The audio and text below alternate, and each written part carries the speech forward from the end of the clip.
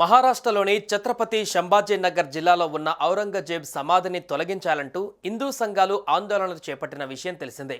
సోమవారం నాగ్పూర్లో ఆందోళనలు ఉద్రిక్తంగా మారాయి. ఔరంగజేబ్ సమాధిని తొలగించాల్సిందేనని విశ్వ హిందూ పరిషత్ కార్యకర్తలు నాగ్పూర్లోని మహల్ ఏరియాలో నిరసన ప్రదర్శనలు చేపట్టారు. ర్యాలీగా వెళ్తున్న విహెచ్పి కార్యకర్తలపై ఓ వర్గానికి చెందిన యువకులు రాళ్లు రువ్వారు. దీంతో పరిస్థితి అదుపు తప్పింది. మహల్ ఏరియాలో అల్లర్లు చెలరేగాయి. రోడ్డు పక్కన పార్క్ చేసిన వాహనాలను ధ్వంసం చేసిన దుండగులు కొన్ని వాహనాలకు నిప్పు పెట్టారు. అల్లరి మూకలకు చెదరగొట్టేందుకు పోలీసులు రంగంలోకి దిగారు. లాఠీ చార్జ్ చేసి బాష్పవాయువు ప్రయోగించి పరిస్థితిని అదుపులోకి తీసుకువచ్చారు.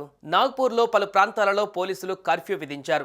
ఈ సంఘటనలో పోలీసులు అగ్నిమాపక సిబ్బందితో పాటు పలువురికి గాయాలయ్యాయి. ఈ అల్లర్లకు సంబంధించి మొత్తం 39 మందిని అరెస్టు చేసినట్లు నాగ్పూర్ డీఎస్పీ మీడియాకు వెల్లడించారు. కాగా వదంతులు నమ్మవద్దని, శాంతియుతంగా ఉండాలని సీఎం దేవేంద్ర ఫడ్నవీస్ నాగ్పూర్ ప్రజలకు పిలుపునిచ్చారు. నాగ్పూర్ నుంచి లోక్సభకు ప్రాతినిధ్యం వహిస్తున్న ఎంపీ నితిన్ గడ్కరీ ట్విట్టర్లో స్పందించారు. హింసకు పాల్పడవద్దని, చట్ట వ్యతిరేక కార్యకలాపాలకు పాల్పడిన వారిపై ప్రభుత్వం చర్యలు తీసుకుంటుందని ప్రజలకు పిలుపునిస్తూ ట్వీట్ చేశారు.